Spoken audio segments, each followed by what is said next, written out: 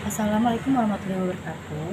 Kami dari kelompok 4 akan mempresentasikan bisnis plan kami yang bernama Drifting for Glory yang beranggotakan Muhammad Ridho Ramadhani sebagai manajer aspek pemasaran. Yang kedua adalah Lulu Fasya Octavia sebagai manajer aspek organisasi dan manajemen, dan yang ketiga adalah Mutia Rahmadina sebagai manajer aspek produksi, dan yang terakhir adalah Nur Khafifah sebagai manajer aspek keuangan.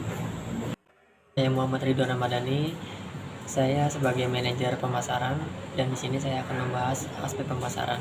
Di dalam aspek pemasaran terdapat gambaran umum pasar, permintaan, penawaran, rencana penjualan dan pasar, dan strategi pemasaran. Yang pertama yaitu gambaran umum pasar. Di dalam gambar umum pasar saya akan menjelaskan segmentasi pasar, target pasar, dan positioning. Yang pertama adalah segmentasi pasar. Segmentasi pasar terbagi menjadi 3 kategori, yaitu segmentasi demografis, segmentasi geografis, dan segmentasi psikografis. Segmentasi demografis dari produk brand ini adalah kalangan anak muda yang memiliki usia 15-30 tahun, sehingga utamanya ditawarkan kepada wanita atau pria yang ingin mengikuti fashion yang sedang tren saat ini. Yang kedua adalah segmentasi geografis. Produk ini menyasar ke semua konsumen yang membutuhkan karena menggunakan pemasaran online untuk menjangkau konsumen di berbagai kalangan. Yang ketiga yaitu segmentasi psikografis. Produk ini menyasar anak muda yang ingin aktif di media sosial dan internet dan mengikuti perkembangan tren fashion saat ini. Selanjutnya ada target pasar. Di dalam target pasar terdapat produk yang dijual, target lokasi, target demografi, karakteristik psikologis. Produk yang kami jual di sini adalah pakaian thrifting untuk fashion yang sedang tren. Target lokasi kami adalah wilayah Jakarta yang padat penduduk.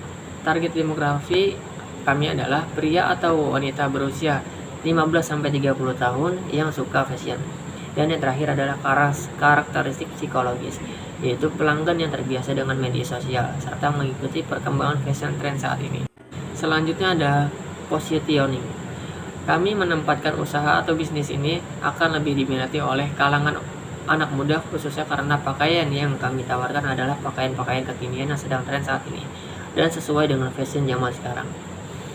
Hal lainnya adalah karena anak muda saat ini sangat meminati fashion agar terlihat menarik, dan kami rasa usaha ini sangat cocok untuk kalangan anak muda yang ingin menikmati fashion dengan harga sangat terjangkau. Selanjutnya ada permintaan dan penawaran. Kami memprediksi bahwa jumlah permintaan dan penawaran konsumen terhadap produk kami dalam 2 tahun ke depan mengalami kenaikan, yaitu di tahun 2023 adalah sebesar 1.800 piece dan di tahun 2024 adalah sebesar 2.000 piece. Selanjutnya adalah rencana penjualan dan pangsa pasar. Dengan melihatnya situasi pasar saat ini, fashion yang banyak diminati oleh kalangan anak muda, proyeksi rencana penjualan dan pangsa pasar kami dalam beberapa periode mendatang akan mengalami kenaikan, yaitu di tahun 2023 akan mengalami kenaikan sebesar 0,03% dan di tahun 2024 mengalami kenaikan 0,5%. Selanjutnya adalah strategi pemasaran. Strategi pemasaran terdapat produk, price, promotion, placement, people, price, dan physical evidence. Yang pertama adalah produk. Bahan yang kami gunakan sudah dipastikan bahan terbaik yang membuat pelanggan nyaman untuk memakainya, dan sudah dipastikan produk kami tidak ada yang rigid. Selanjutnya ada price. Harga untuk satuan baju di toko kami selisih 15-30 ribu di bawah harga pasaran. Untuk pembelian di atas 250 ribu akan mendapatkan diskon 15%. Yang ketiga adalah promotion. Promotion terdapat 3, yaitu advertising atau iklan, sales promotion, public relation. Advertising atau iklan. Beriklan dapat menggunakan brosur, poster, stand, WA blast pelanggan. Budget untuk media iklan sebesar 200.000 per minggu. Selanjutnya ada sales promotion, mengikuti event atau bazar untuk memperkenalkan produk kami. Yang ketiga yaitu adalah public relation. Kami akan membuat akun sosial media yang berisikan fashion yang sedang tren saat ini. Selanjutnya adalah placement. Pendistribusian horticultura dilakukan dengan cara pelanggan mengunjungi outlet terdekat kami, dan bisa juga melalui ekspedisi seperti Si Cepat, JNE, Antar Aja, dan JNT. Selanjutnya ada people. Kriteria sumber daya manusia yang dibutuhkan ialah jujur, amanah, cepatan, disiplin, percaya diri, tanggung jawab, dan profesional. Selanjutnya ada price. Dalam proses penyeleksian barang dilakukan dengan sangat teliti agar barang yang dijual layak dan tanpa cacat. Dan yang terakhir adalah physical evidence. Fasilitas yang kami berikan tentunya memberikan tempat dan pelayanan yang nyaman agar konsumen betah berbelanja di outlet kami. Selanjutnya, aspek organisasi dan manajemen. Pertama-tama, perizinan yang kita lakukan dengan lembaga yang terkait yaitu RT RW, kelurahan, dan kecamatan agar usaha yang kami lakukan tidak melanggar peraturan yang ada. Apabila usaha kita tidak berbentuk badan hukum, maka perizinan tidak kompleks, tetapi hanya perlu perizinan dari wilayah sekitarnya. Paling tidak sampai izin dengan yang seperti RW, RT, WT seperti tadi ya. Sedangkan bila usaha kita tidak akan berbentuk hukum, maka perizinan yang diperlakukan adalah izin prinsip dari instansi terkait, situ surat izin tempat usaha, akta pendirian perusahaan, dan lain-lain. Semua biaya di atas berkisaran antara 5 sampai 7 juta untuk berbentuk PT. Kegiatan praoperasional yang kami lakukan dengan adanya kunjungan seperti survei pasar, yaitu survei pasar yang kita lakukan seminggu sekali, menyusun rencana usaha, yaitu sama seminggu sekali, perizinan seminggu sekali, survei tempat usaha, dan lain-lain. Dengan kalangan waktu ya seminggu sekali dengan kegiatan praoperasional kita. Dan kebutuhan yang diperlukan yaitu inventaris kantor dan suplai kantor, seperti kebutuhan kantor untuk menunjang kenyamanan kerja sebagai usaha kita, seperti AC, hanger, stand baju, rak stok, meja dan kursi, billboard, banner, dan custom atribut. Selanjutnya adalah aspek produksi. Yang pertama adalah dimensi produk. Usaha yang kami bangun adalah usaha thrifting pakaian. Dimensi produk kami merupakan pakaian yang menjadi bahan primer bagi semua orang, di mana semua orang akan selalu memakai pakaian untuk menutupi bagian yang tidak dapat diekspos. Pakaian yang kami jualkan berupa sweater, kaos, kardigan, dan juga kemeja, baik itu dari brand yang ternama maupun tidak ternama.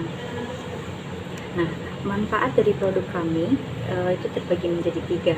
Ada manfaat inti, dasar, dan juga manfaat kedepannya. Oke. Nah, manfaat inti itu adalah harga yang kami tawarkan itu relatif murah atau dapat terjangkau dari semua kalangan. Yang kedua adalah bahan yang berkualitas dan unik. Nah, untuk manfaat dasarnya untuk memenuhi kebutuhan primer konsumen ini, dan yang kami mengharapkan dapat memenuhi kebutuhan primer dan puas dengan bahan yang kami dari pakaian kami, toko kami gitu. Untuk manfaat ke depannya adalah pakaian thrift dapat dijual belikan dengan harga rendah dan dapat dijangkau dari semua kalangan. Dari produk kami, yang pertama adalah convenience good, di mana kebutuhan yang setiap hari digunakan, baik pergi jalan dengan teman teman kantor, belanja atau baik digunakan di rumah. Nah, specialty good, pakaian yang disediakan melalui tahap sortir dan hanya dipilih bahan yang dapat dijualkan. Unsourced good, beberapa pakaian thrift memiliki catat, yaitu baik coretan goresan kecil dan juga robek kecil yang tidak terlalu mencolok. Produk industri, di mana produk yang biasa dibeli oleh pelaku usaha produksi lainnya biasa dikenal dalam B2B, business to business, dapat dibagi menjadi 3 golongan, yaitu dipasarkan dengan harga yang cukup rendah, konsumen dapat dijualkan kembali, dan ada juga paket usaha atau juga barang usaha, plastik membungkus, paket data. Proses produksi atau proses pembeliannya gitu kan. Pertama-tama kami mengambil barang thrift dari distributor, lalu pakaian thrift yang kami beli itu kami sortir yang layak untuk dijual belikan. Pakaian yang sudah dipilih dikumpulkan dan dibawa ke laundry. Setelah itu pakaian difoto untuk dipasarkan. Pakaian yang sudah difoto dibungkus dengan plastik bungkus dengan rapi dan packing sebagai paket usaha kami gitu. Penunjang instalasi sarana itu pemasangan sarana penunjang ini meliputi listrik, internet, dan lain-lainnya. Nah, tenaga produksi tenaga kerja kami itu ada terbagi menjadi 3, ada packing, sorting, dan administrasi. Terakhir, aspek keuangan. Pertama-tama adalah strategi sumber pendanaan usaha. Sumber pendanaan usaha kami adalah pribadi di mana kami berempat mengumpulkan dana untuk dialokasikan sebagai pengeluaran awal produksi. Kedua adalah proyeksi keuangan yang terbagi menjadi 4, yaitu sumber pendanaan di mana kita mengeluarkan modal awal dengan menggunakan dana pribadi kami. Dan selanjutnya kebutuhan pembiayaan di mana apa saja kebutuhan yang memerlukan pengeluaran dengan uang yang kita punya sekarang. Yang ketiga, analisa biaya tetap, yaitu adalah kebutuhan pokok yang akan selalu kami keluarkan dengan setiap bulannya. Selanjutnya adalah analisis biaya tak tetap, di mana akan banyak anggaran tak terduga yang harus kita siapkan untuk kedepannya. Dan terakhir adalah proyeksi aliran kas, di mana setiap pencatatan awal sampai akhir akan dicatat cara untuk melihat proses dalam usaha kita sendiri.